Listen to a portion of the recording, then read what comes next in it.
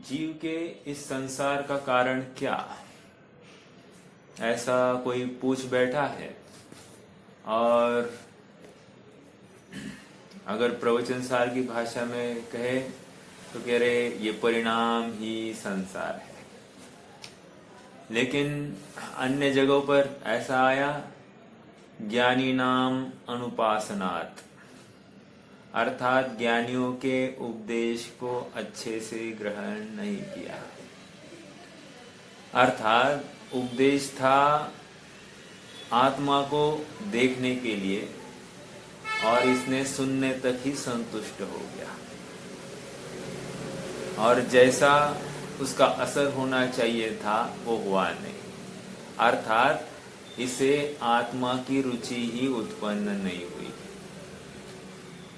जब हम कहते हैं कि ये आम मीठा है तो हम आम मीठा है इतना कहकर हम वहां तक रुकते नहीं, उसको चखने का भी भाव हमको होता ही होता है। वो रुचि हमको उस आम को सुधार कर उसका भोग करने के लिए प्रवृत्त करती है। उसी प्रकार आत्मा ज्ञानानंद स्वभावी है, अनाकुलता स्वभावी है, ऐसा समझने के बाद में मुझ में पर पदार्थ का प्रवेश ही नहीं है, मैं संपूर्ण हूँ, परिपूर्ण हूँ, ऐसा निर्णय होने के बाद में मुझे वो रुचि ही उत्पन्न नहीं हुई कि मैं अपने आत्म तत्व को ध्याऊं। और इसीलिए यह जीव घोर संसार सागर में परिभ्रमण कर रहा है। आज ज्येष्ठ शुक्ल पंचमी, तीथ कहने का कारण इतना ही है कि हमारी जो ये लिपिबद्ध जिनवाणी की प्रस्तुति जिस मंगल दिवस पर हुई वो यह आज का ही दिन है। षटखंडागम ग्रंथ की प्रस्तुति आज के दिवस हुई थी। इतने से मात्र से काम नहीं होगा, विचार किया जाए। षटखंडागम तो 5 साल से पढ़ाया जा रहा था, उसके बाद में लिखा जा रहा था, लिखने के बाद में आज दिया जा रहा है। आप ये प्रोसेस, ये फ्लो तो समझिए। तो हम कैसे कह सकते हैं कि एक विशिष्ट दिवस ही श्रुत पंचमी और उसी दिन पर हमको शास्त्र अभ्यास, शास्त्र की पूजन आदि आदि करनी चाहिए? क्या यह हमारी अज्ञानता का परिचायक नहीं होगा कि हम मात्र शास्त्र को नमस्कार करके वहां से हट जाए? ऐसा नहीं होगा। कहने की बात इतनी ही है। एक मिनट।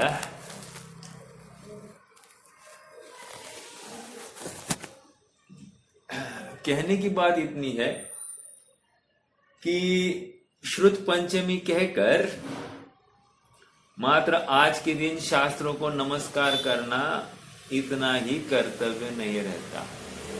और सच पूछो तो शरीर आश्रित क्रिया से ही धर्म का कार्य मानना, इसी को यहाँ पर अपराध कहा जा रहा है। हर समय में मैं अपने शरीर आश्रित कार्यों में प्रवृत्ति करके धर्म की कल्पना करता हूं और संतुष्ट रहता हूं। एक उदाहरण अच्छा सुना था। उदाहरण ये था, उदाहरण ये था कि मान लो मेरी एक दुकान है और मेरे दुकान के सामने और एक दुकान है। उस दुकान में हजारों ग्राहक आ रहे हैं और उस दुकान का धंधा भी अच्छा हो रहा है। इससे मुझे क्या लाभ है? कोई लाभ नहीं है। बराबर उसी प्रकार मैं ज्ञानानंद स्वभावी आत्मा हूं। मेरी दुकान मेरे तक, मेरे परिणाम तक ही चलती है और ये शरीर, संयोग, स्त्री, पुत्र, मकान, जमीन, जायदाद, जुमला, गाड़ी, बंगला, जो कुछ है, ये दुकान पर पदार्थ की है, अर्थात पुद्गल की दुकान है, उस दुकान के होने में या उस दुकान के चलने में मैं अपनी बरकत मानूं, यह अपराध है कि नहीं है? कितने जन समझ रहे हैं मेरी? मतलब उदाहरण के माध्यम से ये सिद्धांत समझने की बहुत जरूरी है। अर्थात जहां पर धर्म है या जिस परिणाम से धर्ममय क्रिया होती है, वही परिणाम करना योग्य है कि नहीं है? मैं अनादिकाल से अन्य कार्यों में ही, अन्य क्रियाओं में ही प्रवृत्ति करता हूं और अपने धर्ममय स्वभाव से वंचित रहता हूं। तो अपराध मेरा ही है, अन्य किसी का नहीं है। इसी बात को यहाँ पर चेतना के माध्यम से बताया गया है। कह रहे इसके संसार का कारण, प्रकरण कहाँ चालू हुआ? संसार का कारण क्या? कह रहे द्रव्य कर्म से मलिन, अर्थात कम्मम मलिन, कर्म से मलिन जीव, कर्म से मलिन के उदय में क्या हुआ? उस उदय में इसने परिणाम किया और उस परिणाम में इसको फिर से नवीन, इसको संसार की प्राप्ति हुई। एक बात आई, तो परिणाम जीवमय था या पुद्गलमय था? तो कहा ये परिणाम, जीव का परिणाम जीव में था, पुद्गल का परिणाम पुद्गल में था। अर्थात जीव का परिणाम, जीव का कर्म जीव में और द्रव्य कर्म का कर्म द्रव्य कर्म में, अर्थात पुद्गल में था। फिर यहां आगे प्रश्न पूछा, ये परिणाम कैसे होता है? तो कह रहे परिणाम तीन प्रकार का, उपयोगमय होता है परिणाम, और वो उपयोग ज्ञान चेतना रूप, कर्म चेतना रूप और कर्म फल चेतना रूप होता है। याद रखना, यहाँ पर ज्ञान चेतना अर्थात सामान्य ज्ञान चेतना की बात चल रही है। हालांकि आचार्यों ने, विद्वानों ने दूसरा तर्क भी घटित करके दिखाया है, लेकिन आप मूलतया अमृतचंद्र स्वामी के वक्तव्य को गौर से देखोगे तो ज्ञान चेतना ये जीव का परिणाम है और वो सभी कालों में ये परिणाम करता है। अर्थात इसी को हम सामान्य स्वभाव द्रव्य का, ऐसा मतलब पदार्थों, क्या आया था देखो, पदार्थों को भेद पूर्वक जानना, बराबर। एक बात, पदार्थों को भेद पूर्वक जानना ये ज्ञान चेतना, और आत्मानुभव वाली ज्ञान चेतना जो होती है उसमें पदार्थों को भेद ज्ञान पूर्वक जानना। अब दोनों में फर्क समझ में आ रहा है क्या? भेद पूर्वक जानना और भेद ज्ञान पूर्वक जानना, क्या फर्क है? कौन बताएगा?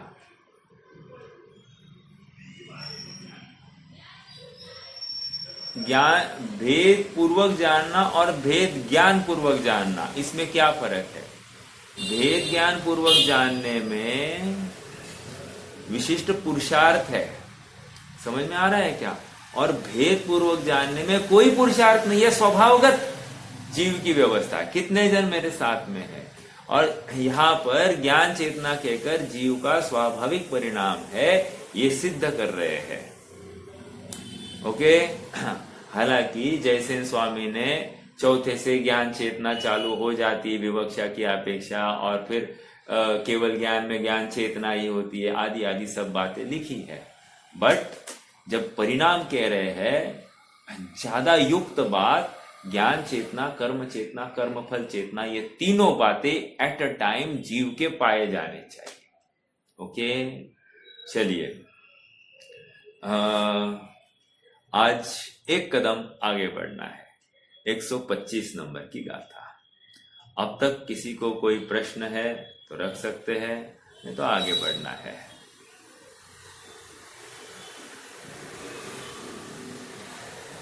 चलिए आगे बढ़ेंगे। हाँ देखो, भेद पूर्वक जानना ये स्वभाव, कैसे? ज्ञान का स्वभाव ही है आए हुए पदार्थों को झलकाना। समझ में आ रहा है क्या? जब ज्ञान झलका रहा है तो ज्ञान स्वयं है कि जो है वही तो झलकाएगा, जिसमें स्वभाव है वही तो झलकाएगा। जैसे दर्पण में स्वभाव है तभी तो वो झलकाएगा, पर मतलब उसके सामने आए हुए पदार्थों को, वैसे ही ज्ञान दर्पण है के ऊपर फोकस कर रहा हूं, है तभी तो वो झलका रहा है। तो है ये स्व प्रकाशीपना और झलकावा ये पर प्रकाशीपना। अब तकलीफ क्या हो गई कि जीव ने इस है पार्ट को भूल गया और जो झलक रहा है उसी से ज्ञान हो रहा है, ऐसा भ्रम पाल लिया। क्या कहा? जो झलकता है, जो ज्ञेय है, उसी से ज्ञान हो रहा है, ऐसा वो मानने लग गया। अब इसमें इसने धर्म की भी कल्पना, देव दर्शन में धर्म की कल्पना, भूखे रहने में धर्म की कल्पना, अर्थात भोजन नहीं करने में धर्म की कल्पना, ऐसे नाना प्रकार की युक्तियां इसने स्वयं धारणा में बिठा दी और इसलिए ये भेद विज्ञान से रहित हुआ। अर्थात इसने स्व का अंश पर में मिलाया या पर का अंश स्व में मिलाया और ज्ञेय मिश्रित ज्ञान का अनुभवन करने लग गया। इसलिए इसको भेद विज्ञान नहीं हो रहा है, इसलिए इसकी परमार्थता ज्ञान चेतना प्रकट ही नहीं हुई है, अर्थात स्वभाव की अभिव्यक्ति नहीं हुई है। तो चौथे गुणस्थान में जैसे ही ये भान हो जाता है, पर का अंश पर में रखना और स्व का अंश स्व में रखा और स्व में ही अपनत्व स्थापित किया, अपने आप भेद विज्ञान हो जाता है। समझ में आ रहा है क्या? अर्थात अपना स्व प्रकाशीपना अपने से है और पर प्रकाशीपना भी अपने से है। महत्वपूर्ण बात, पर प्रकाशीपना पर से है ऐसा नहीं है, स्व प्रकाशीपना भी मेरे से और पर प्रकाशीपना भी मेरे से है। और सुनो, वे पर पदार्थ है इसलिए मुझे ज्ञान हो रहा है ऐसा भी नहीं है, प्रकाश है इसलिए ज्ञान हो रहा है ऐसा भी नहीं है, इंद्रिया है इसलिए ज्ञान हो रहा है ऐसा भी नहीं है, बस ज्ञान है इसलिए ज्ञान हो रहा है। यह ऐसा मेरा स्वभावगत सामर्थ्य है। देखो, ये सामर्थ्य का निर्णय आज इस मिलावट की अवस्था में ही करना है, तभी तो जाकर हमको प्योर फॉर्म मिलेगा। सुनार मिलावट की अवस्था में ही उस सोने का निर्णय करता है। या फिर चलो छोड़ो, मूंगफली का तेल तो सब खाते होंगे, कौन से मूंगफली में तेल ज्यादा है, कौन से मूंगफली में कम है, यह कौन कैसे निश्चित किया जाता है? कोई विशिष्ट प्रकार की मूंगफली का ही अवलंबन लिया जाता है और उससे ही तेल निकाला जाता है। अर्थात जिसमें ऑयल, तेल की मात्रा जिसमें ज्यादा है उसी का अवलंबन लिया जाता है। तो ये जो तेल उत्पादक है वो बराबर जानता है कि इस मूंगफली में से ज्यादा तेल की प्राप्ति होने वाली है। समझ में आ रहा है क्या? 60%, 65% जो कुछ निकलना है वो, और किसी किसी को 30-40% भी मिलता है। तो अब ये निर्णय कौन कर रहा है? ये, और उसके हिसाब से उसका दाम दिया जा रहा है। तो ऐसे ही ये ज्ञान होना जरूरी है कि तेल में कितना, मतलब तेल कितना है और दल कितना है, बराबर। उसी प्रकार आत्मा कहाँ तक है और पुद्गल कहाँ तक है, ये भान जिसको हो गया उसको भेद विज्ञान हो गया। ओके, हाँ जी, चलिए आगे बढ़ेंगे। अभी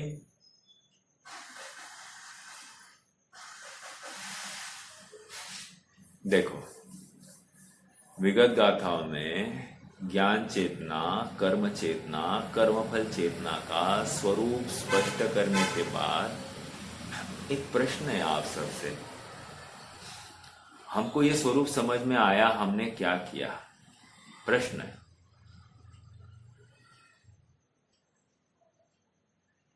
एक छोटा, मतलब ज्ञान चेतना, कर्म चेतना, कर्म फल चेतना, ये स्वरूप हमको समझ में आया। हमने इस विषय को सुनने के बाद में हमने क्या किया? प्रश्न है आप सबसे, क्योंकि हम अज्ञानी क्यों बने रहे, इसका उत्तर इसी में आ रहा है।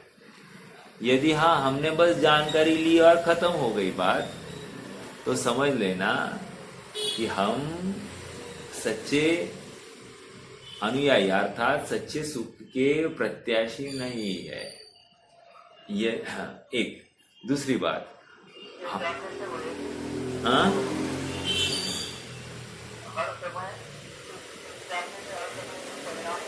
हाँ,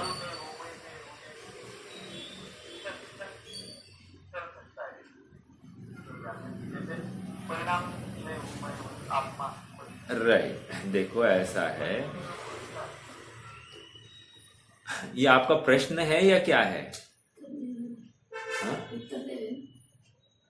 नहीं ना, आप प्रश्न पूछ रहे हैं, चल सकता है क्या ऐसे?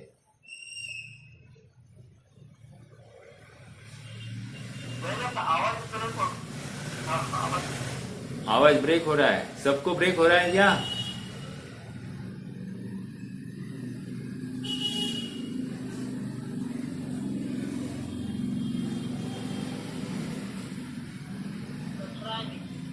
हाँ, अब आ रहा है क्या? अच्छा, हाँ भैया, आप कुछ बोल रहे थे, आपका प्रश्न था या उत्तर दे रहे थे आप?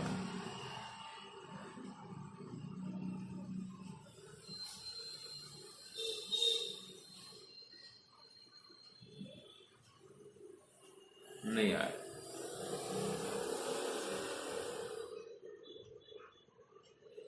देखो मैं इतना ही कह रहा था, जब हम ये सुन रहे हैं तो सुनकर वैसा अनुभवन करना अपना काम है, राइट? अर्थात ये परिणाम ज्ञाता के मतलब कर्ता के अलावा अन्य कहीं पाया नहीं जा सकता, इसलिए यही कर्म है एक। इस कर्म का स्वभाव अर्थात कर्म चेतना का स्वभाव स्वपर प्रकाशकपना है, अर्थात सबको प्रतिभाषित करे, ये था एक। और इसमें सुख दुख की कल्पना वो कर्म फल चेतना, सुख दुख जो हो रहा है वो कर्म फल चेतना, ऐसा हमको निरंतर अभ्यस्त होना चाहिए था। ओके, और एक बात, अब कर्मफल चेतना यहां क्या कह रहे हैं? कर्मफल चेतना की अपेक्षा ये रख रहे हैं, जो निरावलंबी है वे सुखी, अर्थात वे सुख का अनुभव कर रहे हैं, ये उनकी कर्मफल चेतना। और जो परावलंबी है वे दुख का अनुभवन कर रहे हैं, इसलिए वे दुखी, अर्थात संसार में पड़े हुए समस्त जीव कर्मफल चेतना से युक्त है, अर्थात दुखी है। ये यहां पर समझा है, ठीक है? चलिए, नहीं, ये अभ्यास निरंतर करना, जब तक हम विषय के साथ एक रूप नहीं होंगे, उसको मंजेंगे नहीं, तब तक हमको वो धगश या वो एक उसकी महत्ता हम में नहीं आएगी, और महत्ता नहीं आएगी, अभ्यास नहीं किया तो कुछ लाभ नहीं होता। देखो और एक बात बताओ आपको, सुबह उठते ही हम क्या करते हैं? हमको निरंतर काम दिखाई देते हैं कि नहीं? अर्थात पर का ही कार्य करना दिखाई देता है कि नहीं? कार्य करते हुए भी उसमें ऐसा भेद पाड़कर स्वयं का निर्णय करने का प्रयास होना, ये सुख का सुखार्थी का लक्षण है। नहाते हुए, उठते हुए, बोलते हुए, खाते हुए, पीते हुए हम समय, प्रत्येक समय में स्वयं को चेत सकते कि नहीं? बिल्कुल चेत सकते हैं। ये अभ्यास की बात है। देखो आपको बताऊं, जैसे पहले माता बहनें कोई ना कोई भक्ति गाती थी कि नहीं काम करते समय में? क्या प्रयोजन था?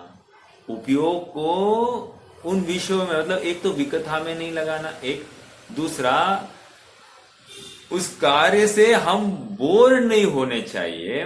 हम अपने उपयोग को कैसे तरोताजा रखेंगे, और तरोताजा रखने का एकमात्र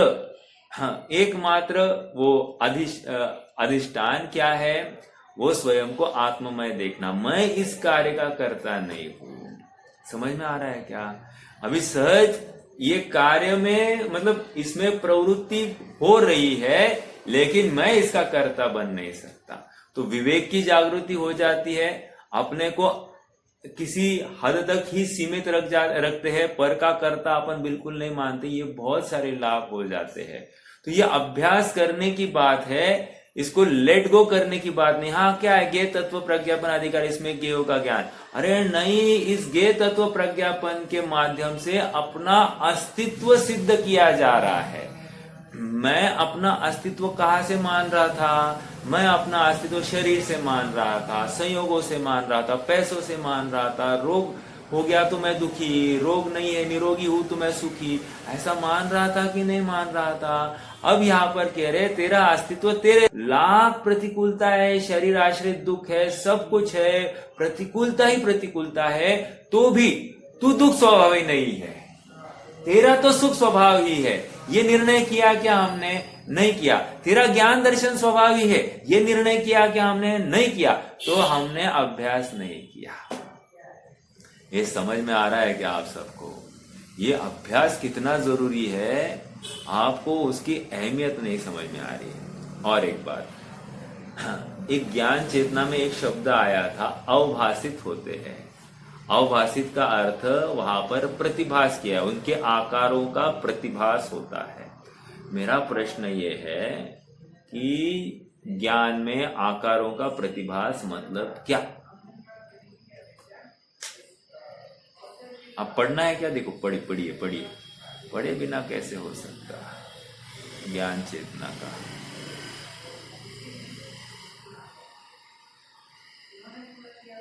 देखो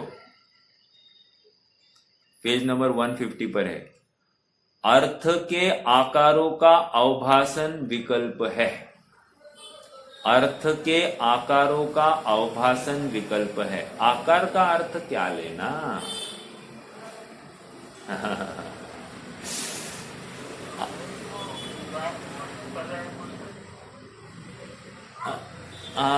पर्याय तो है ही, बट आकार, ज्ञानाकार मतलब वही तो पूछ रहा हूं मैं। आकार मतलब क्या? ज्ञानाकार बराबर ज्ञान ने आकार बनाया, ऐसा आपको कहना है? अब स्पर्श हो, हाँ नहीं नहीं नहीं नहीं, जैसा ज्ञेय है वैसा आकार, ये कहवत की बात है। सचमुच ज्ञान ने मात्र जाना है। हमको क्या लगता है, मान लो ये पेन है मेरे आंख के सामने, तो आंख के सामने ये पेन है तो इसका आकार हो गया। आकार मतलब ऐसा आकार मेरे ऊपर प्रतिबिंबित हो गया। या अब मान लो इसका स्पर्श मुझे हो रहा है, तो अब स्पर्श संबंधी मैं आंख बंद कर रहा हूं और इस पेन का स्पर्श संबंधी ज्ञान हो रहा है, अर्थात इसका आकार क्या होगा? बोलिए, ज्ञान दर्पण में क्या आकार होगा? आंख बंद कर रहा हूं और स्पर्श हो रहा है मुझे, और स्पर्श भी क्या है? मैंने पकड़ा है। ऐसा हो सकता है कि कोई दूसरा ऐसा स्पर्शित कर रहा होगा, तो आकार कैसा होगा? आकार कैसा होगा? आकार मतलब यहां पर ज्ञान का जाननपना खत्म, मतलब ज्ञान में ऐसी वस्तु का जानना हो रहा है।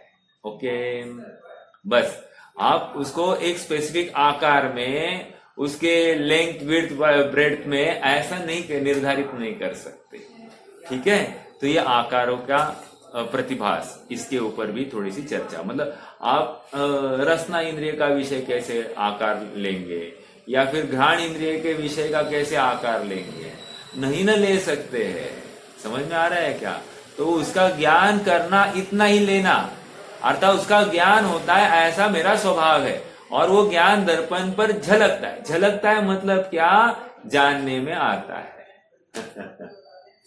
ठीक है, चलिए अब ये गाथा पढ़ लेते हैं। हाँ, प्रकारांतर से एक आत्मा ही है, क्योंकि यह आत्मा की ही पर्याय है। क्या कहा? विगत गाथाओं में ज्ञान चेतना, कर्म चेतना और कर्म फल चेतना का स्वरूप स्पष्ट करने के बाद अब इस गाथा में यह बताते हैं कि ये तीनों चेतनाएं प्रकारांतर से एक आत्मा ही है, क्योंकि यह आत्मा की ही पर्याय है। देखो क्या कह रहे हैं, अपने को अपना आत्मा हाथ पर रखे आंवले के समान दिखा रहे हैं। जहां पर परिणाम पाया जा रहा है, अर्थात ज्ञान चेतना पाई, कुछ जानने में आया, कह रहे यहां पर आत्मा होना ही चाहिए। जहां पर सुख दुख का वेदन हो गया, कह रहे यहाँ पर आत्मा होना ही चाहिए। किसी परिणाम को मैं प्राप्त हो गया, अर्थात वस्तु प्राप्त हो गई, वो यहाँ पर मतलब रिएक्ट हो गई, तो कह रहे यहाँ पर आत्मा होना ही चाहिए। समझ में आ रहा है क्या? तो ये कह रहे आप आत्मा को कैसे नक्की करोगे? ये परिणाम से। जैसे अभी मैं देव दर्शन के लिए आया हूं, तो देव दर्शन के लिए आया हूं, तो अब भगवान की मूर्ति वहां पर मैं जो देख रहा हूं, उसे देखकर मैं क्या करूं? मेरे जानने में आ रही कि नहीं? वो प्रसन्न मुद्रा मेरे जानने में आ रही कि नहीं? बस ये जो जानने में आ रही है ना, मैं वहां नहीं देख रहा हूं, यहां देख रहा हूं। अर्थात जो जान रहा है वहां पर देखी जा रही है। देखी जा रही कहने का अर्थ क्या है? वहीं पे ज्ञान हो रहा है, खत्म। तो इससे क्या नक्की हुआ? वो ज्ञान होने के साथ साथ आत्मा भी पकड़ में आया। मान लो आज के स्वाध्याय में बहुत आनंद आया, तो वो आनंद कहां पर हुआ? आनंद का प्रतिभास उस ज्ञान में हुआ। वो ज्ञान कहाँ है? वो आत्मा के आश्रय, अर्थात आत्मा में ही वो सब वेदन पाया जा रहा है। तो आत्मा पकड़ में आ रहा है कि नहीं आ रहा है? इमीडिएटली आत्मा पकड़ में आना चाहिए। और ऐसा आत्मा कब कब पकड़ में आता है? कह त्रिकाल ऐसा पकड़ में आ रहा है। ओके, तो इसमें जीव का अस्तित्व सिद्ध हो रहा है। जीव है ये पहले स्वीकार करा रहे, और तेरी बाउंड्री कहाँ है ये नक्की करा रहे। पर वस्तु से पृथक करके तुझे तेरा आत्मा तेरे हाथ में दे रहे हैं। हाँ, अभी वो रागी द्वेषी जैसा भी हो, होने दो, लेकिन पर वस्तु से पृथक करके तुझे दिला रहे हैं। अब नक्की क्या होगा? जैसे ही मुझे मेरा रागी आत्मा भी दिखाई देगा ना, द्वेषी आत्मा भी दिखाई देगा ना, अब ये पर वस्तु से पृथक दिखाई देंगे ना, तो मैं ही मेरे परिणाम का जिम्मेदार हूं, ये भी नक्की हो जाएगा। जब नक्की हो जाएगा मैं जिम्मेदार हूं, तो मैं दुख को क्यों प्राप्त हो जाऊं? जब मैं सुख को प्राप्त हो सकता हूं, तो मैं दुख को क्यों प्राप्त हो जाऊं? ऐसा सहज ही भाव वहां पर उत्पन्न होगा। और उसकी तीव्रता जैसे जैसे बढ़ेगी, तो वैसे वैसे स्वभावगत सुख स्वभाव की रुचि बढ़ती है, विकारों में प्रवृत्ति घटती ही घटती है। ये सहज वो निमित्त नैमित्तिक संबंध है, बराबर इधर बढ़ना और उधर घटना, ये पाया ही जाएगा। और पाते ही कालांतर में पूर्णता स्वभाव का आश्रय लेता हुआ जीव दिखाई देगा। ये मनोविज्ञान से इन्होंने पर पदार्थों से पृथक करके अपने को अपने हाथ में आत्मा दिलाया है। बहुत जबरदस्त काम हुआ है। आप कितना पकड़ पा रहे? बहुमान आना चाहिए इस विषय का, क्योंकि इतना इजी नहीं है इसके भाव को पकड़ना। देखो, आपको अभी सारी बात यहाँ पर टीका में पकड़ में आएगी। देखो, मैं जितनी भी चर्चा कर रहा हूं ना, यहाँ पर वो उसी भाव को वे बताना चाह रहे हैं। अब भाषा अलग है, उस भाषा में हम अपने लिए कैसे निकाले, तो वो हमारे लिए वो एक चैलेंज हो जाता है। देखो क्या है, अप्पा परिणामप्पा परिणामो नाणकम फल भावी तम्माणाणं कम्मं फलम च आदामुणे दव्वो। क्या कह रहे हैं? देखो, हिंदी भी पढ़ लेते हैं। आत्मा परिणाम में परिणाम तीन प्रकार है, ज्ञान कर्म रुकर्म फल परिणाम ही है आत्मा। क्या कह रहे हैं? देखो, अप्पा परिणाम अप्पा, आत्मा परिणामात्मक। परिणामप्पा मतलब क्या? आत्मा परिणामात्मक है। ओके, परिणाम मतलब क्या? कौन बताएगा? मुझे आंसर चाहिए, नहीं तो अपने इतने 7-8 सेशन जो हो गए ना, वो वेस्ट हो जाएंगे अगर आत्मा परिणामात्मक है ये हम अभी बोल नहीं पाए तो।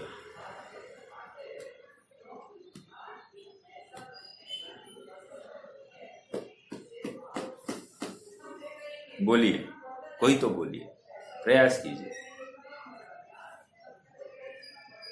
आत्मा परिणामात्मक है, परिणामात्मक का अर्थ क्या? स्वभाव है। आपने प्रकरण के अनुसार आप जुड़े नहीं हो। आत्मा कर्ता और परिणाम यह कर्म, खत्म, इतनी सी बात है। ये यहाँ पर समझाया जा रहा है। अब आप जैसे आचार्य हमको जिस फ्लो में लेके जा रहे हैं ना, उस फ्लो के साथ में चलिए, तो आपको ये भाव पकड़ में आया ना, तो इससे बहुत जल्दी वस्तु पकड़ में आएगी। आप अपनी थॉट प्रोसेस लगाओगे तो आपको नहीं मिलेगी वस्तु। हाँ, ये स्वभाव है, ठीक है, स्वभाव है, नहीं, ये आत्मा और आत्मा के द्वारा यह परिणाम हो रहा है, अर्थात ये आत्मा का कर्म है। अर्थात मैं ही हूं, राग करता हुआ मैं हूं, द्वेष करता हुआ मैं ही हूं, छल करता हुआ मैं ही हूं, सप्त व्यसन करता हुआ मैं ही हूं, रात्रि भोजन करता हुआ मैं ही हूं, अभक्ष भोक्षण करता हुआ मैं ही हूं। समझ में आ रहा है क्या? लगाओ ना, हर जगह पर लगाओ।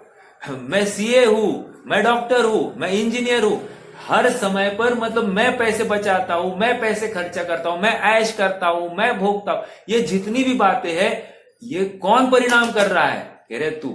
मैं दुखी हूं, ये कौन परिणाम कर रहा है? तू। मैं सुखी हूं, कौन परिणाम कर रहा है? तू। मुझे आज बहुत अनईजी फील हो रहा है, मुझे बुखार आया है, ये कौन परिणाम कर रहा है? मुझे बुखार आया, ये परिणाम कौन कर रहा है? बोलिए। आत्मा का ये परिणाम है। अप्पा परिणाम अप्पा। समझ में आया क्या? कितना भाव छिपा है इसमें। आपको अभी वो महिमा आ रही होगी। देखो क्या कह रहे हैं, आगे बढ़ते हैं। वैसे मैं पूछूं आप सबसे, आप सबको ये रुचिदायक लग रहा है कि नहीं लग रहा है?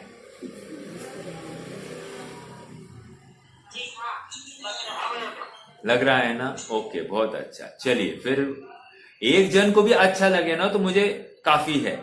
मुझे 20 जनों की हाँ की जरूरत नहीं है। क्यों? क्योंकि तत्परता, वो धगज विषय को समझने की मुझे आप में दिखाई देनी चाहिए। तो वो इंटेंसिटी आएगी और आपके पुण्य के अनुसार ये भाव निकलेंगे। और सुनिए, भाव निकले लेकिन आपके ग्रहण करने के वो तत्परता होगी तो ही ये भाव घुसेगा, नहीं तो नहीं घुसेगा ये भाव। उसके लिए भी परिणाम उतने उज्जवल करने पड़ते हैं। ठीक है, चलिए आगे बढ़ते हैं। देखो क्या कह रहे हैं। अप्पा परिणाम अप्पा परिणामो नानकम फल भावी। और अभी एक्सप्लेन कर रहे हैं वो परिणाम क्या है। ज्ञान रूप, कर्म रूप और कर्म फल रूप। आ रही कि नहीं बात? अर्थात ये कर्ता का कर्म 3 प्रकार का है। ज्ञान चेतना, कर्म चेतना, कर्म फल चेतना। ये क्या है? कर्ता अर्थात जीव का परिणाम है, आत्मा का कर्म है। समझ में आ रहा है क्या? ओके, ये 3 प्रकार रूप ये परिणाम है। तो पहले क्या कहा?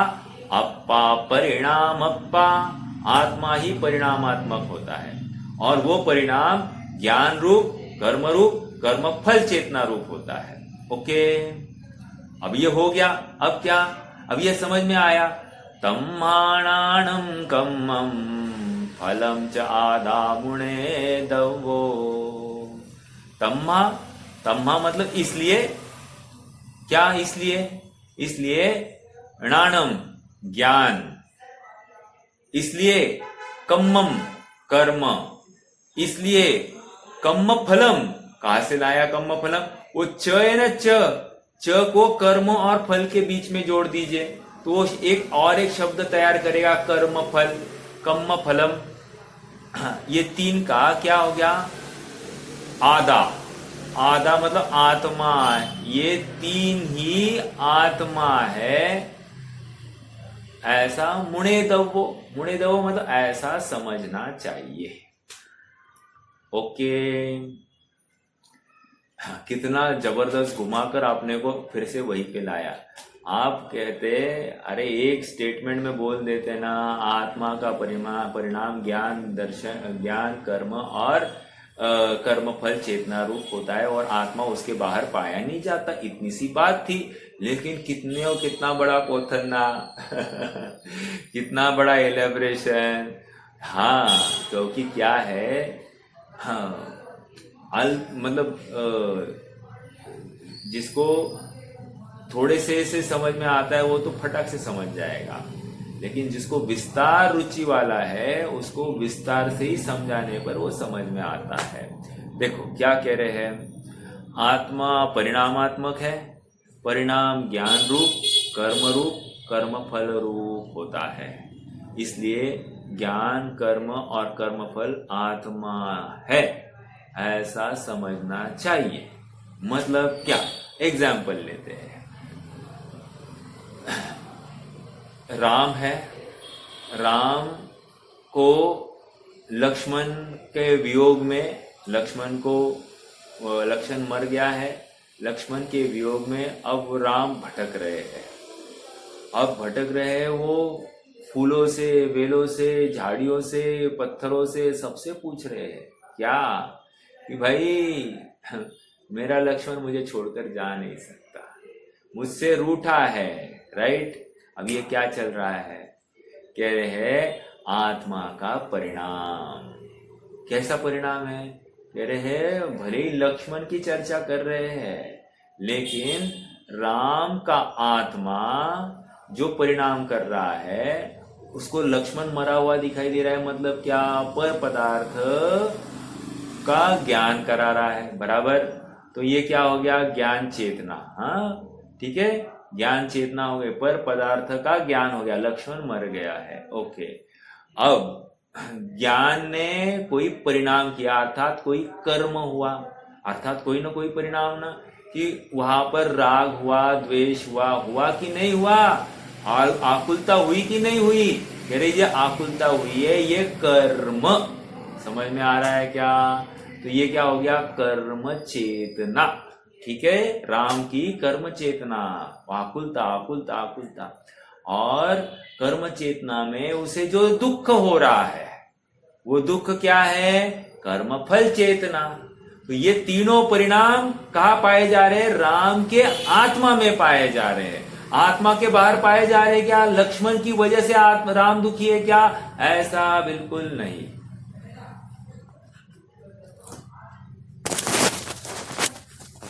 राम की आत्मा का जो परिणाम हुआ, उस आत्मा में जो ज्ञान चेतना, कर्म चेतना, कर्म फल चेतना रूप परिणाम पाए गए, वे परिणाम किसके कारण थे, लक्ष्मण के कारण थे क्या, बिल्कुल नहीं। अज्ञानी को क्या लगता है, लक्ष्मण के वियोग में राम दुखी है, ऐसा नहीं है। समझ में आ रहा है क्या, राम अपने स्वयं के परिणाम करता हुआ दुख को प्राप्त हो रहा है। ओके, ये प्रवचन सार की भाषा है, आप पकड़ रहे हैं क्या। चरणानियोग या प्रथमानियोग राम को दुखी कहेंगे, और वो घटना का विवरण सुनकर हमको भी, हाँ हम ये कितना प्रेम था, बहुत अच्छा था, ऐसा हम भी करते पाए जाएंगे। लेकिन यहाँ पर कह रहे हैं नहीं, राम का परिणाम वो राम में ही पाया गया, अर्थात उस आत्मा में ही पाया गया, उसके बाहर नहीं पाया गया। अब उल्टी बात ले लीजिए, अभी राम का ये जो सीन है ये हमारे ज्ञान का गेय बन रहा है राम का ये सीन है, ये हमारे ज्ञान का गेय बन रहा है। अब इसमें ज्ञान चेतना क्या है, ये जान रहा है। अब देखो, यदि मैं ऐसा जानूं, क्या जानूं, कि मुझे इस सारे प्रकरण का ज्ञान वो सीन पढ़ने से या देखने से हो रहा है, अब तक देखा नहीं था तो ज्ञान नहीं हो रहा था, अब मैं देख रहा हूं तो मुझे ज्ञान हो रहा है, ऐसा मैं जान रहा हूं, तो ये अज्ञानता रूप ज्ञान चेतना।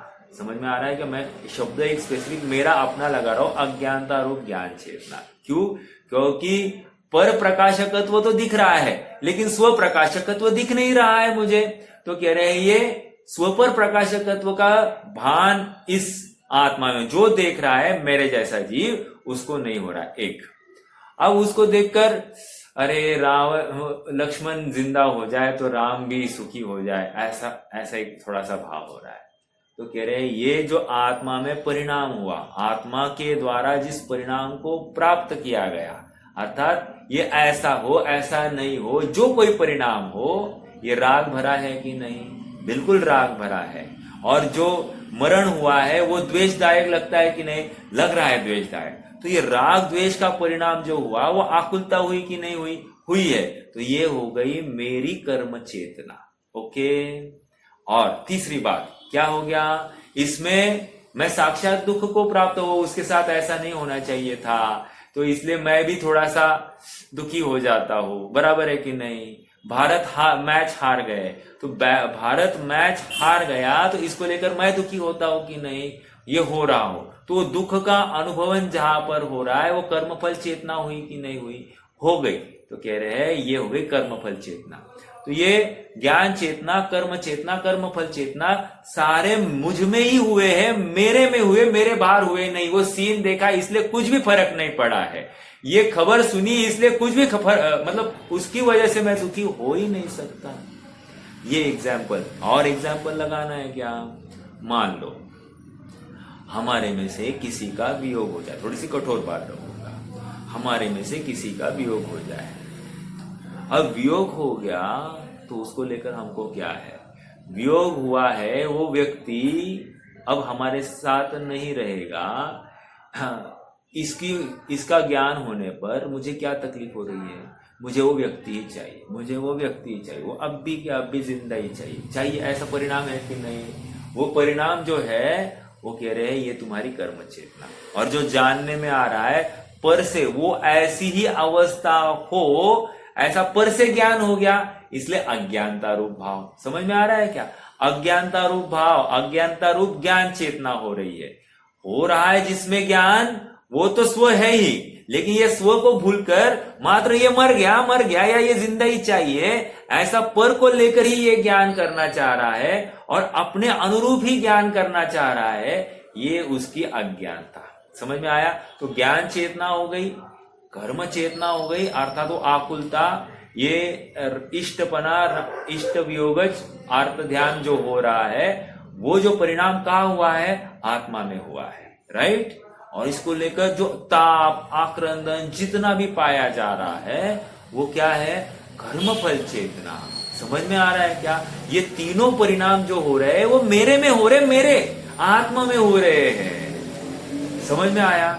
और इसको लेकर सारी जिम्मेदारी मेरी निश्चित हो रही है। ये यहां पर कह रहे शरीर का इसमें कुछ रोल नहीं है, संयोगों का कुछ रोल नहीं है, एकमात्र तेरा अपना रोल है। ये क्या किया जा रहा है आप समझ रहे हैं क्या। यहां पर हर परिणाम के माध्यम से हमको पर पदार्थों से अलिप्त करके दिखाया जा रहा है, और अलिप्त करके ये ले तेरा आत्मा। कैसा आत्मा, राग द्वेष वाला आत्मा ले लो। ये कैसा आत्मा, रागी द्वेष मतलब भोगी आत्मा। कैसा आत्मा, स्त्री मानने वाला आत्मा। कैसा आत्मा, पुरुष मानने वाला आत्मा। कैसा आत्मा, सीए मानने वाला आत्मा। कैसा आत्मा, इंजीनियर मानने वाला आत्मा। तो ये अपने को हर प्रकार से जैसा स्वयं को मान रहा है ना, वैसा आत्मा अपने को परोस रहा है कि ये तू है, खत्म। लेकिन क्या कर रहा है, संयोगों से पृथक करके तुझे वो तेरी वस्तु दिखा रहा है। ये कितना बड़ा काम हुआ है कि नहीं। क्या आपको लगता नहीं ये भेद विज्ञान कराया जा रहा है, लगना चाहिए। और यही तो कौन से नए का विषय बनता है, यही तो अपने को तीसरे नए का विषय बनाया जाता है। समझ में आ रहा है क्या। या चौथे नए का विषय बनाया जाएगा आगे बढ़कर, बट पहले तीसरे नए का विषय तक लेकर आए। उपचरित, सद्भूत, व्यवहार नए। ये जो परिणाम हुआ, ये परिणाम तुझ में हुआ है, ये वहां पर तीसरे नए में बताया। वही बात यहां पर बता रहे हैं। कितने जन मेरे साथ में हैं, कितने जनों को ये प्रकरण का भाव समझकर आनंद आ रहा है। अर्थात अपने को एक नवीन दृष्टिकोण से हम ये पढ़ रहे हैं ऐसा लग रहा है। नहीं तो ज्ञान चेतना, कर्म चेतना, कर्मफल चेतना, हाँ हो गई, ये तीन आत्ममय है, खत्म। अरे ये हो गया, उसके आगे क्या उसके आगे तो विचार करना चाहिए, इसका एप्लीकेशन। इसलिए मैंने आज सबको पूछा कि नहीं, कि कितने जनों को ऐसा भाव आता है कि ये ज्ञान चेतना हो सकती है, ये कर्म चेतना हो गई, ये कर्मफल चेतना हो रही है, ये अर्थात यहाँ पर आत्मा ही है, ये मेरा आत्मा ऐसा पकड़ में आ रहा है। ऐसा कितने जनों ने अभ्यास किया। अरे चुटकी में आत्मा दिखाई देगा, आप पकड़ तो लो, आप प्रयास तो करो। समझ में आया? मान लो कोई पेशेंट आया अपने पास में, तो पेशेंट आया, पेशेंट का दर्द है ये सब देख रहे हैं, उसका क्या उपाय करना ये भी हम ज्ञान कर रहे हैं। तो ये ज्ञान करने वाला अर्थात पर का ज्ञान तो हो रहा है, कहाँ हो रहा है? मेरे ज्ञान दर्पण में। और मैं हूं ये स्व ज्ञान मतलब स्व प्रकाशीपना, तो ये कह रहे स्व पर प्रकाशीपना पहले यहां पर घटित हुआ। एक दूसरी बात, उसको ठीक करने का भाव, ये उसको ठीक करने का भाव जो हुआ है ये क्या है? ये कर्म चेतना। और वो ठीक हो जाए या ठीक नहीं हो जाए उसको लेकर जो आकुलता हुई है, वो उसका जो फल भोग रहा है वो फल कर्म फल चेतना। समझ में आ रहा है क्या? और जो जो संसार में है उन सब के दुख रूप कर्म फल चेतना है, यहां पर यह समझाया जा रहा है। तो ये परिणामों को एनालिसिस करके हमने क्या किया? हमने अपने को ढूंढा। मतलब मैं डॉक्टर हूं, अब ये चली गई बात, ये परिणाम का कर्ता मैं हूं, अर्थात यह आत्मद्रव्य दिखाई दे रहा है। अब आपने को डॉक्टर पना नहीं दिखाई दे रहा है, अपने को ये परिणाम का कर्ता आत्मा दिखाई दे रहा है। कितने जन मेरे साथ में है? तो ये समझ में आने के बाद में फटाफट भान हो जाता है कि अपन पर के कर्ता है ही नहीं। ओके, और पर का कर्ता नहीं है ऐसा नक्की होने पर अभी इसको लेकर जो कर्मफल चेतना हुई वहां पर आकुलता हुई ना, तो आकुलता का कारण मेरा विपरीत मानना है, विपरीत समझना है, वो विपरीत प्रवृत्ति, ये भी नक्की हो जाता है। तो सच्ची प्रवृत्ति क्या है इसका भी निर्धारण करने के लिए प्रयास होने लगता है। समझ में आया? और जैसे ही वो प्रयास की वृद्धि होती है जीव को भेद विज्ञान की तरफ ले जाती है। आप पकड़ रहे मेरी बात को? हाँ जी, चलिए अब पढ़ेंगे अपन यहाँ पर विषय को। समय कितना हो गया है अभी भी थोड़ा 10-15 मिनट है। चलिए, आचार्य अमृतचंद्र इस गाथा के भाव को इस प्रकार स्पष्ट करते हैं। हाँ, भाषा थोड़ी सी कड़क होगी, कड़क मतलब थोड़ी सी इजी नहीं है, सरलता से गरिष्ठ भाषा है ऐसा कहना है। वस्तुतः कहकर क्या कहना चाहते हैं? सचमुच कहकर क्या वो बहुत बड़ा इंपैक्ट लाना चाहते हैं कि सत्यार्थ बात तो ये है, ऐसा तुम देख लो, स्वभाव से ऐसा ही हो रहा है। ओके, वस्तुतः वास्तविक मतलब सचमुच आत्मा परिणाम स्वरूप ही है। अब लगाओ, मैं दिन भर क्या मानता हूं? मुझ में रोग हो गया है, मुझे दर्द हो रहा है, मुझे ये हो गया है, मैं सुखी, पैसा ज्यादा आया तो मैं सुखी, पैसा कम आया तो मैं दुखी। मान रहा है कि नहीं? या सर दर्द, खोपड़ी में दर्द, पैर में दर्द, बदन में दर्द, मान रहा है कि नहीं? तो ये, या फिर ये पर ने ऐसा कहा, उसने गाली की, उसने निंदा करी, उससे दुख मान रहा है कि नहीं? कह रहे ये जो है ना ये गलत। कह रहे हैं वस्तुतः आत्मा परिणाम स्वरूप है, अर्थात तुझे जो कोई परिणाम हुआ है वहां पर राग द्वेष का जो कर्म हुआ है और उसको लेकर तू दुख को प्राप्त हो गया है, ये क्या कह रहे हैं? ये परिणाम आत्ममय है। तू तेरे आत्मा के बाहर निकल ही नहीं रहा है। समझ में आ रहा है क्या? अब मैं एक एग्जांपल दे रहा हूं, आप लगाना हर प्रकार से। मान लो हम सब्जी मार्केट में गए, मान लो हम गोल्ड के मार्केट में गए, वहां पर जो परिणाम हो रहा है उस परिणाम में ये ऐसा एनालिसिस करने की कोशिश कीजिए। मान लो हम चर्चा कर रहे हैं, वहां पर हम अपने आत्मा को खोजने की कोशिश करें। समझ में आ रहा है क्या? तो वहां पर वो परिणाम करता हुआ आत्मा वो मैं हूं, ऐसा अपने को वो आत्मा मिलना चाहिए। जब तक वो आत्मा ही नहीं मिलता है ना, तब तक हम अपराधी हैं या हम बराबर कार्य कर रहे हैं ये भी स्वीकार नहीं होंगे। जैसे हम स्वाध्याय कर रहे हैं, राइट? तो इसमें हम स्वयं को क्या मान रहे हैं? मैं सुन रहा हूं ऐसा मान रहे हैं क्या? या मैं ज्ञान कर रहा हूं ऐसा मान रहे हैं? समझ में आया? या कर्म चेतना में क्या ये कुछ समझ में नहीं आ रहा है या ये समझ में आ रहा है ऐसा मान रहा है क्या? मान रहा होगा। और इसको लेकर यार बहुत बोरिंग है, ऐसा चर्चा हो रही है, बहुत इंटरेस्टिंग है, ऐसा भाव हो रहा है। तो जो कुछ हो रहा है वो कर्म फल चेतना, तो इनके माध्यम से हम अपने आत्म वस्तु को पकड़े ना, ये पकड़ना बहुत जरूरी है। ये पकड़कर क्या लाभ होने वाला है? अरे शरीर से, संयोगों से, भोगों से पृथक कर दिया। ओके, हाँ, वस्तुतः आत्मा परिणाम स्वरूप ही है। ही लगाकर एवकार लगाया है और अन्य कुछ नहीं है। सम्यक एकांत घटित किया है यहां पर, क्योंकि परिणाम स्वयं आत्मा है। ओके, अस्ति नास्ति परक कथन चल रहा है। ओके, आगे। ऐसा 112वीं गाथा में आचार्य देव ने स्वयं ही कहा है। मतलब क्या हम नहीं कह रहे? जाओ फिर से 112वीं गाथा देखो क्या कह रहे हैं। देखो 112वीं गाथा कहाँ है, एक मिनट। 112वीं गाथा में पढ़ता हूं।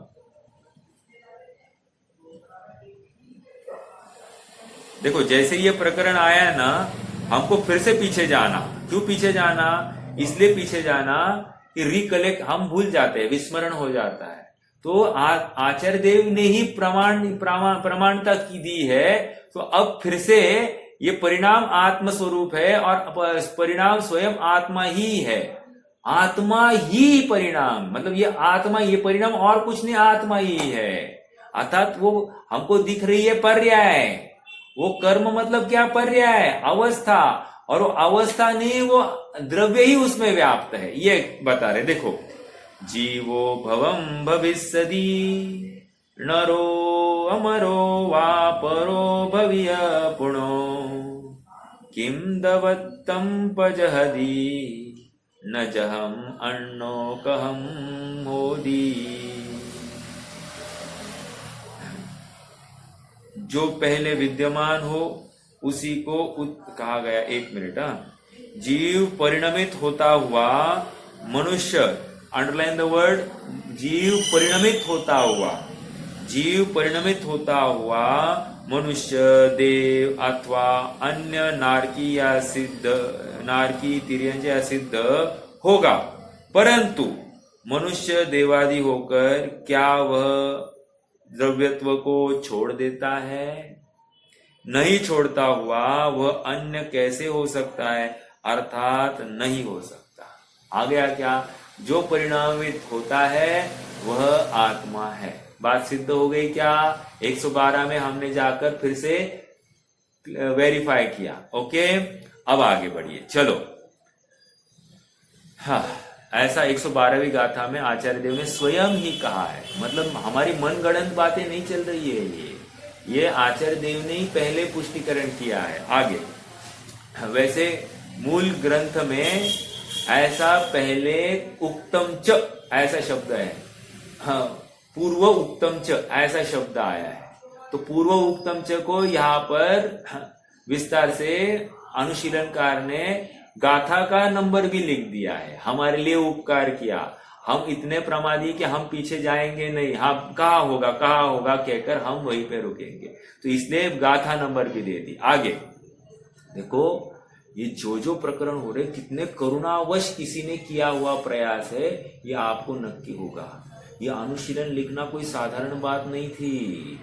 अनुशीलन जो लिखा गया है ना, डॉक्टर साहब स्वयं कहते हैं, वो जितने जनों ने प्रवचन सार की टीकाएं लिखी है, पहले तो अमृतचंद्र की टीका लिखने वाले विद्वानों की एक, फिर जयसेन ने लिखी हुई टीका 2, तीसरा वृंदावन दास जी, देवीदास जी, इनकी भी सब, और फिर गुरुदेव 4, सबको फिर पढ़ा सुना और फिर आगे उन्होंने उनके अंश को यहां पर लिखा है। अभी जैसे वृंदावन दास जी ने 8-10 छंद लिख दिए मान लो, तो इन्होंने एक विशिष्ट छंद ही लिखा जो बहुत मार्मिक होगा और इस प्रकरण को पूरा समझाता होगा। ये अभी स्वामी जी की भी 20-25 पेज है, तो 20-25 पेज में से एक पेज या एक पैराग्राफ छाट कर निकालना कितना मुश्किल है, क्योंकि पूरा प्रकरण पढ़ना पड़ता है।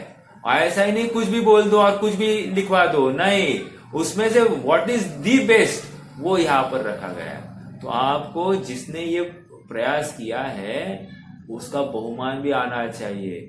इजी नहीं है ये सब बातें, हमको पढ़ते हुए भी मुश्किल लग रही है, तो सामने वाले ने कितना उद्यम किया है उसका हमको भान होना चाहिए। ओके, जैसे कोई डॉक्टर बनता है तो डॉक्टर ही उसके परिश्रम को समझ सकता है। समझ में आ रहा है क्या? उसी प्रकार यहाँ पर भी इस विद्वान ने कितना प्रयास किया है, कितना पुरुषार्थ किया है, कितनी एफर्ट्स लिए, यह आपको समझ में आना चाहिए। अब इतना इजीली अपने सामने माल परोसा गया है और हम नहीं पढ़ेंगे या हम नहीं समझेंगे तो क्या होगा? अपराध है कि नहीं अपना? और आज श्रुत पंचमी का दिवस है, इसके दिवस भी हम ऐसे अनिच्छक और उदासीन होकर बैठे रहेंगे, हम स्वयं को प्रेरित नहीं करेंगे तो क्या लाभ है? हम ये भगवान के वचनों को हम सुन रहे हैं या नहीं सुन रहे हैं? आपको मालूम है क्या?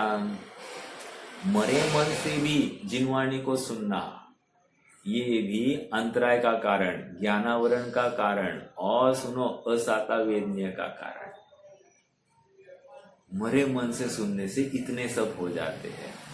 ओके, हाँ, पूरे उत्साह से आत्मा को समझना है, इस बुद्धि से बैठकर ही इस जिनवाणी को सुनना। देखो ऐसा जबरदस्त लाभ होगा, आप भी कहोगे आनंद ही आनंद है अपने जीवन में। मैं लाभ मतलब क्या आर्थिक या संयोग अनुकूल होंगे ऐसा नहीं, प्रतिकूल संयोगों में भी स्वयं को सुखरूप देखने की कला यहाँ से मिलती है। समझ में आ रहा है क्या? प्रतिकूल पैसे नहीं है, कुछ नहीं है, विपत्ति में भी स्वयं का सुख अनुभव करने का अभ्यास हो रहा है। ये अनुकूलता यहाँ से आ रही है। जिनवाणी हमको कुछ देती है, नहीं ऐसा कुछ नहीं, हमारी सच्ची दृष्टि खड़ी कर लेती है कि हमको कहीं भी खड़ी करती है। इसलिए जिनवाणी माता कहा है। गांधी जी ने एक जगह पर कहा है, अपने बच्चों को हजारों अनुकूलताएं देने की अपेक्षा हजारों प्रतिकूलताओं का सामना कैसे किया जाता है इसका ज्ञान करो। हाँ, मतलब उनके सामने निरंतर प्रतिकूलताएं खड़े करो तो आप सच्चे माता पिता हो। आप माता पिता, अगर आप अनुकूलता दे रहे हैं तो आप सच्चे माता पिता नहीं हो, ये कह रहे। और आज देखो यहाँ वहां कितना कमिटेड है माता पिता अपने बच्चों के लिए। समझ में आ रहा है क्या? विचार करना। वैसे ही कमिटमेंट अपने आत्मा के प्रति है क्या, ये विचार करना। जब हम ये जिनवाणी सुन रहे हैं तो हम सुनने के लिए सुन रहे हैं या समझने के लिए सुन रहे हैं, विचार करना, स्वयं के लिए उसका उत्तर ढूंढना और फिर निर्णय करना कि क्या करना है। चेंज करना पड़ेगा ना, अगर गलत है तो स्वीकार करना और अपनी गलती को रेक्टिफाई करना। एक आगे चलो, क्या आ गई बात? 112वीं गाथा में आचार्य देव ने स्वयं ही कहा है, परिणाम चेतना स्वरूप होने से ज्ञान कर्म और कर्मफल रूप होने के स्वभाव वाला कौन है? आत्मा स्वयं है। क्योंकि चेतना तन्मय अर्थात ज्ञानमय, कर्ममय, अंडरलाइन दिस, चेतना तन्मय है। तन्मय मतलब क्या? ज्ञानमय है। कब है? त्रिकाल में ज्ञानमय है। एक, चेतना कर्ममय है। कब है? त्रिकाल में कर्ममय है। और चेतना कर्म फलमय है। कब है? त्रिकाल में कर्म फलमय है। आप पकड़ रहे हैं क्या मेरी बात को? मैंने ये ज्ञेय तत्व प्रज्ञापन, सामान्य ज्ञेय तत्व प्रज्ञापन अधिकार है। सामान्य मतलब क्या? एक सामान्य स्वरूप बताया जा रहा है, विशेष स्वरूप नहीं बताया जा रहा है। ओके, जब और ज्ञेय क्या क्या है ये नक्की करना कितना जरूरी है। और आचार्य देव ने पहली ज्ञान तत्व प्रज्ञापन के माध्यम से ज्ञान की सामर्थ्य दिखा दी, लेकिन ज्ञेय तत्व प्रज्ञापन बताना जरूरी क्यों था? क्योंकि ये ज्ञेय से ज्ञान मानता था, ज्ञेय से सुख मानता था, ज्ञेय से दुख मान रहा था, इसीलिए इसको ज्ञेय का स्वरूप दिखाना जरूरी पड़ रहा है। समझ में आ रहा है क्या? कितना बड़ा उपकार हो रहा है, आप समझ नहीं पा रहे हैं। ये प्रवचन सार ग्रंथ साक्षात दिव्य ध्वनि यहाँ पर खड़ी है अपने सामने। हम जितना उसका रसपान करेंगे उतना लाभ अपने को होगा। जो जितने अहोभाव से हर्षित होकर इस विषय को ग्रहण करेगा उसको उतना लाभ होने वाला है। और देखो, कदाचित कुछ किसी को समझ में नहीं आएगा, लेकिन विषय बहुत जबरदस्त है, सर्वोत्कृष्ट विषय। ऐसे विषय से युक्त आत्मा की मुझे प्राप्ति हो जाए, ये भावना भाने वाले को भी मिल जाएगा। समझ में आ रहा है क्या?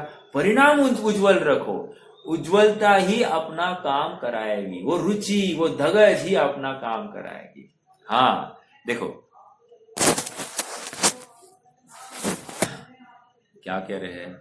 हाँ, इस आत्मा ही इस प्रकार शुद्ध द्रव्य के निरूपण में पर द्रव्य का संपर्क असंभव है। अंडरलाइन दिस, शुद्ध द्रव्य के निरूपण में पर द्रव्य का संपर्क असंभव होने से, और एक पर द्रव्य मतलब क्या, कौन बताएगा पर द्रव्य मतलब क्या? यहाँ की भाषा में बोलना।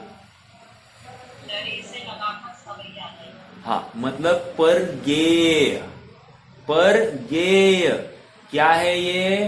पर गेय सबका संपर्क इस द्रव्य से, अपने शुद्ध द्रव्य से नहीं। मेरा दूसरा प्रश्न, शुद्ध द्रव्य मतलब क्या? हाँ, यहाँ पर गड़बड़ाने वाले हैं, मुझे मालूम है। चलो होमवर्क, आज के लिए समय भी हो गया है। शुद्ध द्रव्य मतलब क्या, इसका आपको विचार करना है और कल मेरे पूछने से पहले आपको जवाब देना है, तो मैं समझूंगा कि आप सच्चे रुचिवंत होकर सुन रहे हो। ठीक है, चलिए ये एक बात हो गई। दूसरी बात, बहन जी ने कल प्रश्न पूछा था